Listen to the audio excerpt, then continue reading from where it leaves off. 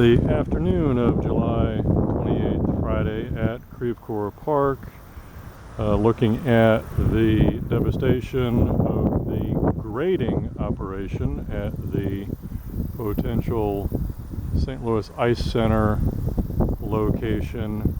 You can see the trees that have been removed or knocked down, including oak, hackberry, Kentucky coffee tree, elm, and a variety of other species.